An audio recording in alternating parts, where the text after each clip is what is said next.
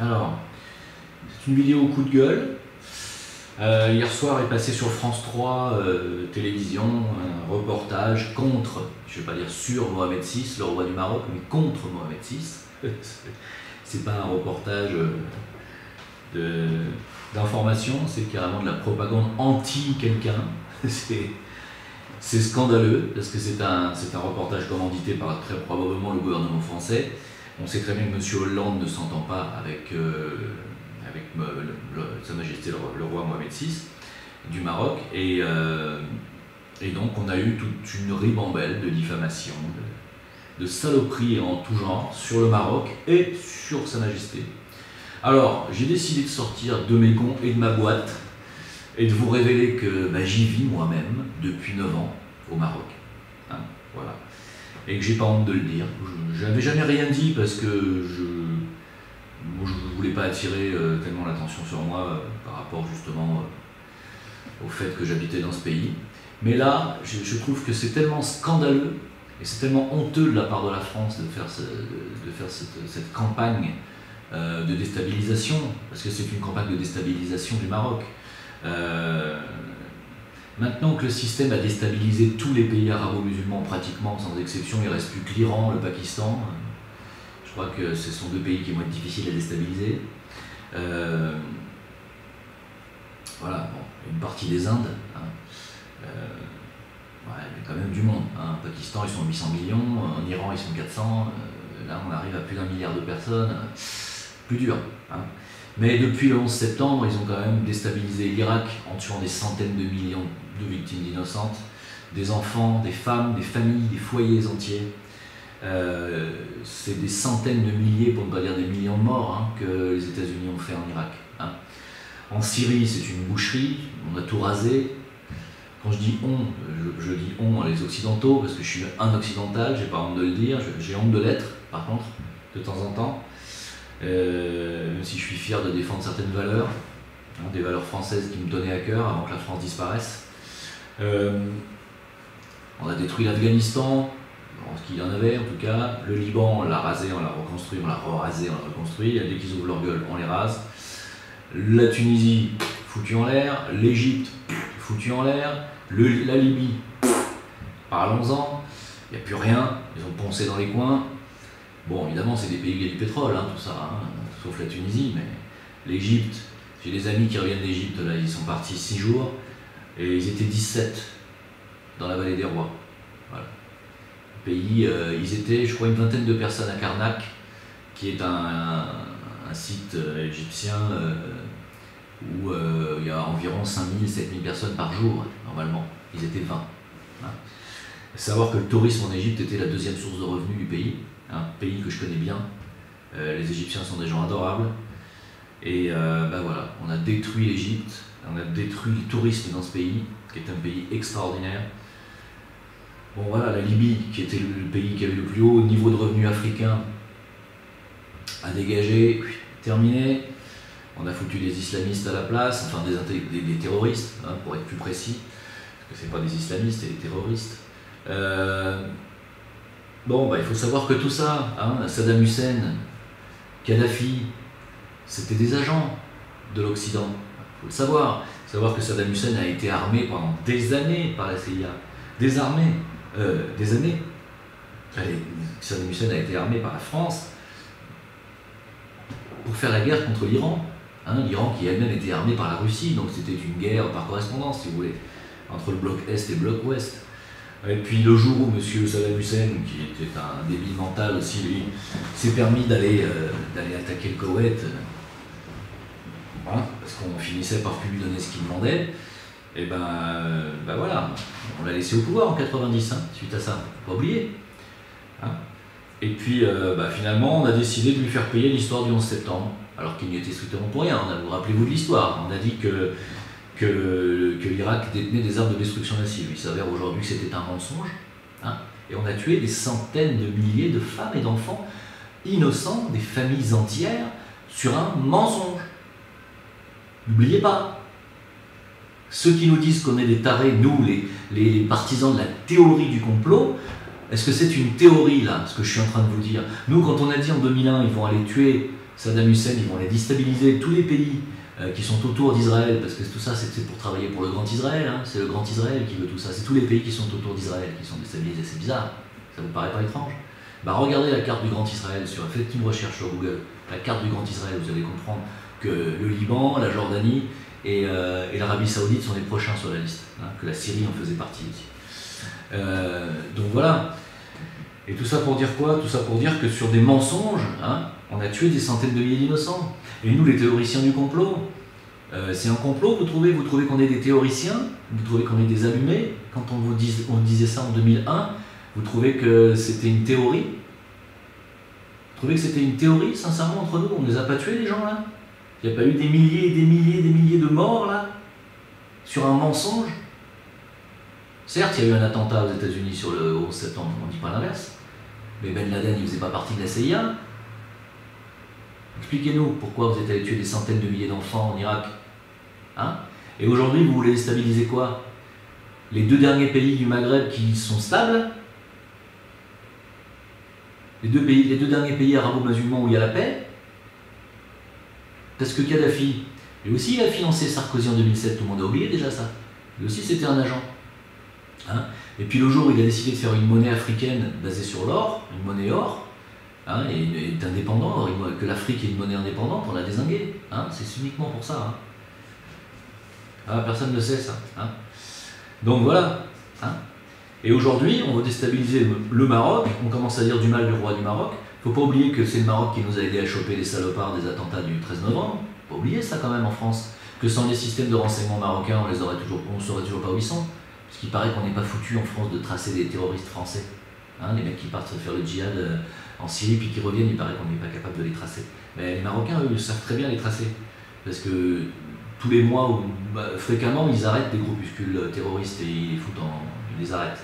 On ne sait pas où ils les mettent, mais ils les arrêtent eux. Ils les tracent, ils les repèrent, ils les arrêtent, ils les mettent en tôle. Ils ne les laissent pas faire. Pas comme en France, vous voyez. Donc, oui, parce que au Maroc, c'est une des polices les plus efficaces au monde et le service de renseignement, c'est un des meilleurs du monde aussi. Hein, on oublie de dire que le Maroc est un pays extrêmement stable, est un pays où il règne la paix, la sécurité, où il fait bon vivre, où les gens sont adorables, où il y a une qualité d'accueil qui est probablement unique au monde, hein, où vous pouvez venir en tant que ressortissant français faire votre entreprise, créer des emplois, ne pas vous faire assassiner de charges, d'impôts, c'est tout à fait, on peut y prospérer. Il y a la sécurité sociale, il y a les autoroutes. Oui, en 10 ans, moi j'ai vu ça, ça fait 10 ans que j'y suis, j'ai vu les autoroutes se construire, la stabilité, elle est partout, la sécurité elle est partout, la police est respectée, les impôts sont prélevés à la source, mais les impôts c'est pas les impôts français. Hein.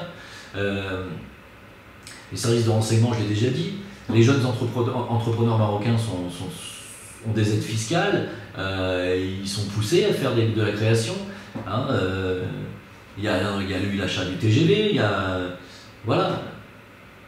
a l'exonération des impôts sur le revenu pour les retraités français, il y a voilà. Hein, le Maroc est ouvert à tout le monde entier. Très facile d'avoir une entreprise au Maroc, très facile d'y être résident. Hein, c'est un pays stable. Qu'est-ce que vous voulez venir déstabiliser ce pays? Pourquoi? Parce qu'il y a du pétrole et que personne ne l'exploite? C'est probablement la bonne raison. Ou est-ce que c'est parce que Sa Majesté a refusé d'acheter des centrales nucléaires à la France, des centrales nucléaires pourries, hein, qui vont tous nous flinguer pendant 200 000 ans. Hein, ils ont préféré l'énergie propre de l'énergie solaire. N'oubliez pas qu'à Ouarzazate, il y a la plus grande centrale d'énergie solaire au monde. Hein, ça, c'est Sa Majesté. Mohamed VI qui a choisi ça.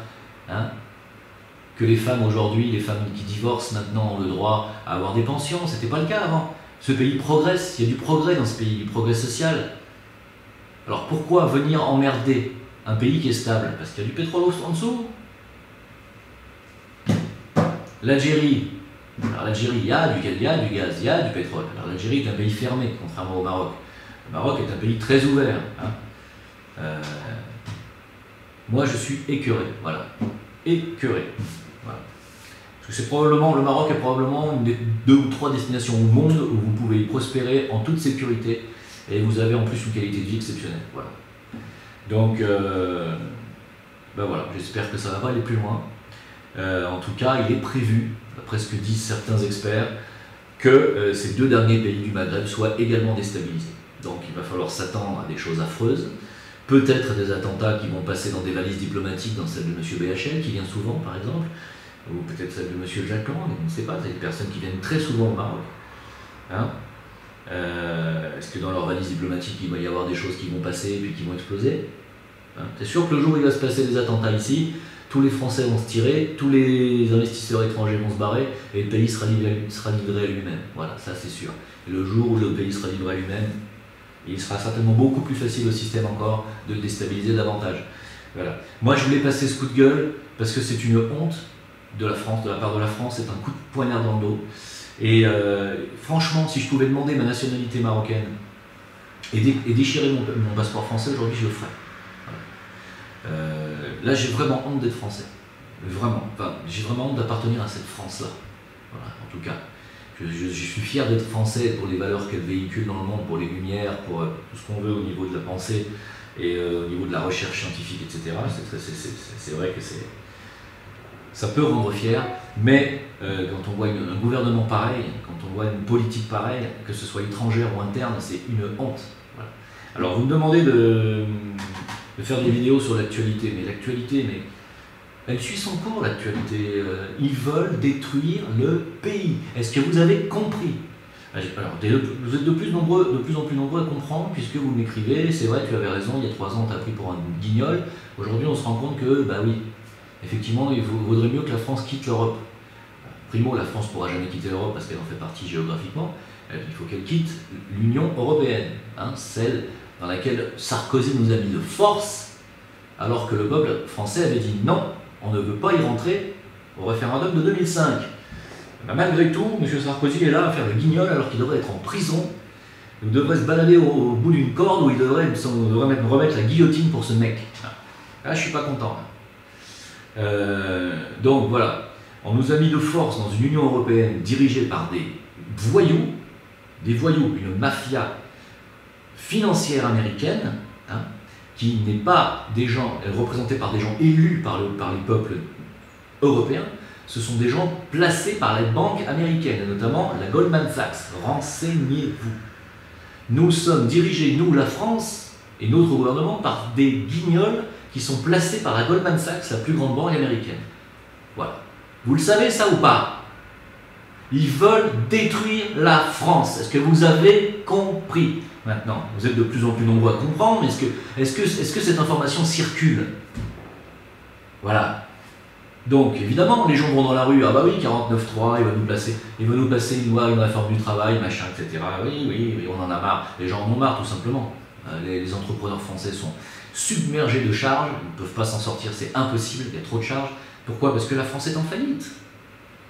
La France est en faillite. Elle a une dette maintenant qui correspond à 100% de son PIB. Son PIB, c'est fini. La France est en faillite. Vous n'avez plus que 2 choix en France. Faire la révolution et virer cette clique de pourriture qui dirige le pays actuellement, et je pèse mes mots, hein. Les virer, manu militari, ou partir. Parce que la France est finie. S'il n'y a pas de réveil du peuple, s'il n'y a pas de remise de frontières, s'il n'y a pas de... si on ne rebat pas monnaie, c'est-à-dire si on ne récupère pas une monnaie nationale, si on ne referme pas des frontières en laissant y entrer et sortir, surtout y rentrer des gens qui peuvent éventuellement apporter quelque chose au pays, et qu'on continue comme ça à en faire une passoire où il n'y a plus de souveraineté, c'est-à-dire où le président qui est élu, lui, par le peuple, n'a absolument plus aucun pouvoir, n'est qu'un agent du système bruxellois, lui-même imposé par une Goldman Sachs, une banque toute puissante. Si vous n'avez pas compris ça, je ne sais pas, vous achetez un cerveau, faites de la broderie, faites autre chose, mais changez de pays. Mais ne vous plaignez pas. Hein? Moi, quand on me dit, mais t'es jamais content, mais casse-toi, je suis parti, moi. Je suis parti il y a 9 ans. Pourquoi? Parce que je savais très bien que ça allait finir comme ça.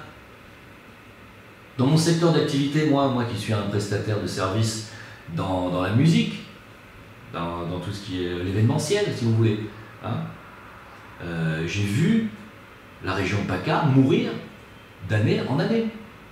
Dans les années 80, c'était florissant. Il y avait des groupes partout, des musiciens, ça jouait, des pianos-bars. Trouvez-en un maintenant. Allez à Fréjus-Saint-Raphaël, Cannes, trouvez-en. Il y a des endroits pour jouer, mais c'est quoi? C'est des bouges. C'est infâme. Et puis vous avez des lois qui vous interdisent de jouer fort. Les batteurs, on les prend plus. Pourquoi? Enfin là, je suis en train de m'égarer. Mais on a tué complètement, on a littéralement tué un secteur d'activité complet, le secteur de la nuit dans le sud de la France. On l'a tué. Ça a apporté des milliards à l'économie française. Des milliards. On est complètement cinglé. Complètement. Donc moi, j'ai pas eu de choix, j'ai dû partir. Je l'ai vu ça, je l'ai vu. J'ai vu ce pays mourir. Je vois les... Avant, on avait les vacances d'été, ça commençait fin juin, ça finissait début septembre. Et puis ça a été juillet-août, et puis ça a été 15 juillet, 15 août. Et puis maintenant, c'est dernière semaine de juillet, première semaine d'août. Voilà, ils nous parlent de chômage, ils nous disent qu'il y a un recul du chômage, mais il n'y a pas de recul du chômage. C'est parce qu'il y a des petits boulots saisonniers qui reprennent, il y a eu les vacances de Pâques, il commence à faire beau, et voilà, il y a des boulots saisonniers qui reprennent, les gens qui font des boulots saisonniers reprennent leur activité pendant 5 mois, 4 mois, 6 mois, et ils rebossent. Mais il n'y a pas moins de chômeurs, on est en train de mourir, la France est en train de mourir. La France est déjà morte, en réalité la France n'est déjà plus un pays. Écoutez Marie-France Garot, ce qu'elle a dit récemment chez TADI, la dernière émission, nous ne sommes plus un pays, sachez-le. Et là, ils sont en train de tuer, ils viennent de laisser maintenant, ils ont ouvert les portes aux Turcs, à la Turquie. Donc maintenant les Turcs peuvent venir se balader, s'installer, faire des méchouilles tranquillement en France. Allons-y, open bar. Pourquoi ils font ça? Parce que la France est une terre d'accueil ou parce qu'ils veulent détruire ce qu'il en reste? Ils veulent un affrontement communautaire, ils veulent une guerre interne en France pour que eux puissent continuer à vous envoyer des CRS pour qu'ils vous tapent sur la gueule. Et ça, si les CRS ne comprennent pas ça, qu'on se sert d'eux, et qu'à un moment donné, ça va se retourner contre eux, hein, parce qu'un CRS, il est là pour défendre et pour sécuriser le pays, pas pour sécuriser le gouvernement. Hein. Surtout quand un gouvernement est maintenant illégitime, hein, puisqu'il ne représente plus que lui-même, plus personne ne les veut. Hein. On dit qu'il y a 70% des gens qui ne les veulent plus, mais c'est plus que ça. J'ai pas parlé avec une... Ici, les ressortissants français, on est tous écœurés. Voilà. On parle très rarement de la France. Personne ne veut jamais retourner. C'est quelqu'un qui a quitté la France ne veut plus jamais repartir en France, sachez-le. Et on est tous là à se dire... zut, j'ai perdu le fil. Je sais plus ce que je disais. On est écœurés parce que voilà, on aime notre pays quand même malgré tout, on est nous-mêmes français et sincèrement on préférait avoir un président comme Poutine. Hein. Voilà. Et on préférait même avoir un président comme Mohamed VI, hein. Quelqu'un qui aime son pays, qui aime son peuple. Hein. Parce que Mohamed VI, si je peux me permettre de parler de lui, je sais que vous savez au Maroc on n'a pas le droit de parler de la famille royale, on n'a pas le droit de parler du roi. Bon. Je vais prendre un risque, je ne vais pas prendre un gros risque parce que je vais dire quelque chose de sympathique, que j'ai vu. Moi, il conduit sa voiture lui-même. Hein, et je l'ai vu s'arrêter, donner de l'argent à des mendiants, s'arrêter et donner une... Vous savez, les taxis, ici, c'est une franchise qui est donnée par le roi. Pour avoir le droit d'exercer le métier de taxi, c'est donné par le palais royal, hein, c'est donné à certaines personnes. Eh bien, quand ils voient des gens qui sont en difficulté, des fois ils s'arrêtent et ils leur donnent, je ne sais plus comment ça s'appelle, le permis d'être taxi. Ce qui est très rare, ça coûte très cher. Ce sont des cadeaux. Et il le fait, il s'arrête, il donne de l'argent. C'est quelqu'un d'extrêmement généreux, c'est quelqu'un qui a relevé le pays, c'est quelqu'un qui est très aimé par son peuple. La famille royale est une famille très polie, très bien élevée, avec de très bonnes... un très bon comportement. Voilà. Et franchement, je ne peux pas en dire autant de la clique politique française quand elle débarque ici et qu'on a des hommes politiques qui viennent, vous savez faire quoi? Si je peux vous parler du tourisme axé, vous voyez ce que je veux dire? Hein? Bon. Voilà. Hein? Donc nous, on est vraiment écœurés. Je pense que la France n'a pas de leçon à donner aujourd'hui à qui que ce soit dans le monde entier. Compte tenu de sa politique étrangère, compte tenu du fait qu'elle a participé à assassiner des enfants en Irak, des femmes, qu'elle a contribué, qu'elle a même été la première responsable à flinguer toute la Libye entière. Ça veut dire aussi quoi? Ça veut dire aussi des milliers, des centaines de milliers de morts en Libye. Parce que ces groupuscules terroristes qui ont pris le pouvoir, là, ISIS, hein, le fameux Daesh, là, Eh bien, qu'est-ce que vous croyez qu'ils ont fait? Vous avez vu les images? Vous avez cherché un peu les images de tous les gens qu'ils ont tués? Regardez, vous allez voir. Mais ça, c'est la France qui est responsable de ça. Hein. Alors, s'il vous plaît, la France, restez en dehors du Maroc. Voilà. Et pour les Français qui sont racistes, qui n'aiment pas les Arabes, qui n'aiment pas l'islam et qui n'aiment pas les musulmans, je vous conseille de venir au Maroc. Vous allez voir à quel point les gens sont gentils, à quel point l'islam n'est pas ce que vous croyez, et à quel point les Arabes sont des gens accueillants, gentils, fraternels. Vous allez être très surpris. Voilà. Et croyez-moi, moi je suis un ancien du 9-3, hein. Je suis parti avec une haine de la France, une haine de la région parisienne et une haine de la racaille quand j'étais jeune, j'avais 18 ans. J'ai dû quitter la région parisienne parce que j'en pouvais plus, hein, parce que j'étais victime du racisme anti-blanc. Hein. Donc je suis bien placé pour parler des racailles et pour parler du mauvais comportement de certains Français d'origine maghrébine. Je suis très bien placé pour en parler. Croyez-moi, quand on va dans les autres pays et quand on va dans les pays arabes, c'est pas les mêmes personnes. Allez en Égypte, vous allez voir des gens fabuleux. Allez au Maroc, vous allez voir des gens fabuleux, vous allez être accueillis de manière fabuleuse. Voilà. Ah, vous n'êtes pas à l'abri d'un fait divers de tomber sur un malade qui vous met un coup de couteau. Et ça, dans quel pays, ça n'arriverait pas? Évidemment, vous pouvez tomber sur quelqu'un qui vous agresse, ça peut arriver partout. Mais si vous regardez les statistiques, et vous comparez les statistiques de sécurité et d'agression entre la France et le Maroc, il n'y a pas photo, vous allez voir. Hein, voilà, donc c'était mon coup de gueule, parce que je ne suis pas content du tout. Mais pas content du tout. Voilà. Donc moi je revendique le fait de vivre au Maroc, d'y vivre bien, très bien, d'y être respecté, d'y être respecté, d'y être apprécié. Et en tant que Français, en tant que blanc, en tant que chrétien de souche, ouais, j'y suis respecté, personne ne m'emmerde, personne ne m'impose la prière, personne ne m'impose rien du tout. Il y a le ramadan qui approche, bon, on sait que pendant le ramadan il y a très peu d'activités professionnelles, on le sait. Voilà, on prend des vacances pendant ce temps-là, c'est tout. Pas de souci. Hein, enfin voilà, bon bref, je voulais apporter mon soutien au Maroc, qui est un pays qui m'a accueilli à bras ouverts, et je le remercie. Et je vous remercie de m'avoir écouté. Au revoir.